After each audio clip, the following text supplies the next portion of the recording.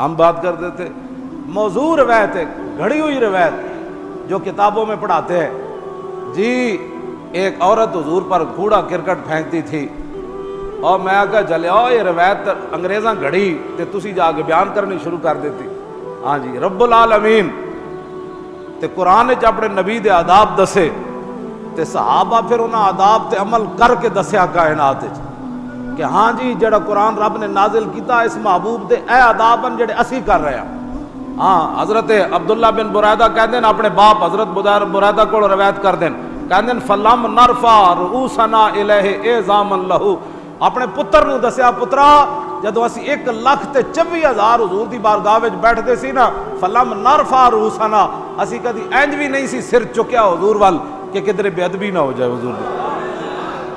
ہاں صحابہ اتھے تے ادب کر کے دسیا. ہاں انج نہیں 1,24,000 جدوں بھی رسول اللہ دے گھر گئے حضور کو کم ہے حضور نے جا کے دروازہ انج نہیں کھٹکایا انج ناخن مارے دروازے ناخرنا بالاظافیر فرمایا اسی کدی بھی حضور دا دروازہ انج نہیں کھٹکایا مطلب بے ادبی نہ ہو جائے. انہاں دسیا دنیا تے جے رب نے قرآن وچ آداب دسے تے ایسا دنیا نو کر کے دسیا کہ انج نبی نال پیار ہوندا. تسی کیڑے تسی او روایت جی کوڑا کرکٹ پھینکتی تھی کوڑا کرکٹ حضور کے وہ جو غلام ایسے ہاتھ نہیں کرنے دیتے تھے وہ دیکھتے رہتے تھے کہ حضور کے اوپر کوڑا پھینکا جا رہا ہے. کمال کی بات ہے.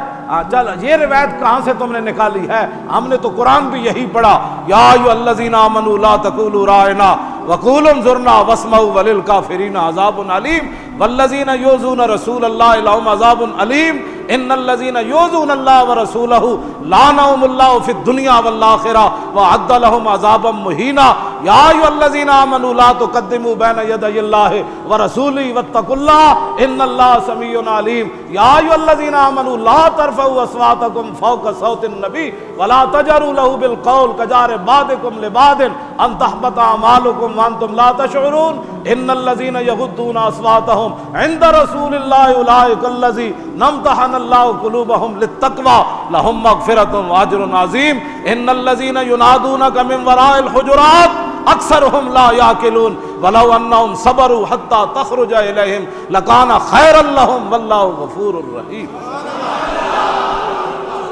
یہ تو میں نے دو چار ورنہ میں جو ساری آیتیں پڑھتے چلے جاؤں تو وہ بات ہی ختم پھر ان کی تشریحات پھر ان کے ترجمے. ہاں اعلیٰ حضرت بریلوی فرماتے نا رضا نے تو ختم سخن آخر اس پہ کر دیا کہ خالق کا بندہ اور خلق کا آقا کہوں تجھے تیرے تو وصف عیب تناہی سے ہے بری.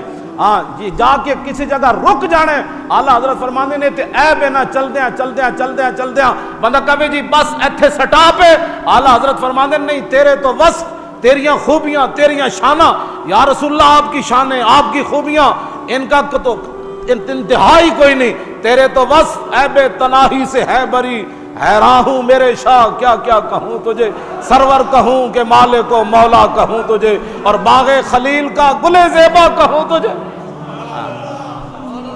یہ ایک روایت گھڑ کے جی جو بھی جاتا ہے سرکاری محکموں میں انسان دے پتر بنو اے انٹرویو مت لو حضور دی عزت آبرو دے بارے. اج تسی جڑیاں پینٹاں تے پتلونا پا کے بیٹھے ہو اے جتنے تسی وڈے وڈے عہدیاں تے 20 کنالاں دے بنگلیاں وچ تے بدماشو تواڈے اگے پیچھے نوکرن یہ صرف پاکستان دی وجہ ہے.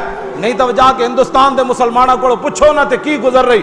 ہاں یہ صرف پاکستان کا مطلب کیا لا الہ الا اللہ محمد الرسول اللہ. یہ مت بدماش سمجھن بڑیاں بڑیاں کرسیاں تے بیٹھ کے کہ انہاں دے پیو دی عزت انہاں دے پیو دی وجہ تو انہاں دی عزت ہے. نا یہ صرف پاکستان بنیا اور میرے آقا و مولا دے نا تے بنیا اللہ رسول دے نا تے بنیا مسلماناں قربانیاں دتیاں.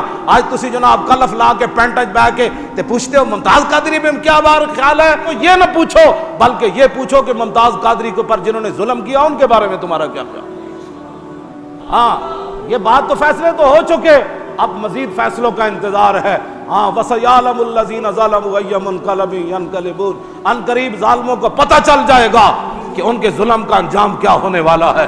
ہاں وَلَا تَحْسَبَنَّ اللَّهَ غَافِلًا عَمَّا يَعْمَلُ الظَّالِمُونَ اللہ تعالیٰ فرماتا میری مخلوق کبھی بھی گمان نہ کرنا کہ اللہ ظالموں کے ظلم اور ان کے عمل سے غافل ہے. نہیں اللہ ان کو ڈھیل دے رہا ہے اِنَّ بَطْشَ رَبِّكَ لَشَدِيدٌ تو مشو مغرور بر مولانا روم فرما دیں تو مشو مغرور بر حلم خدا دیر گیرت سخت گیرت مر ترا.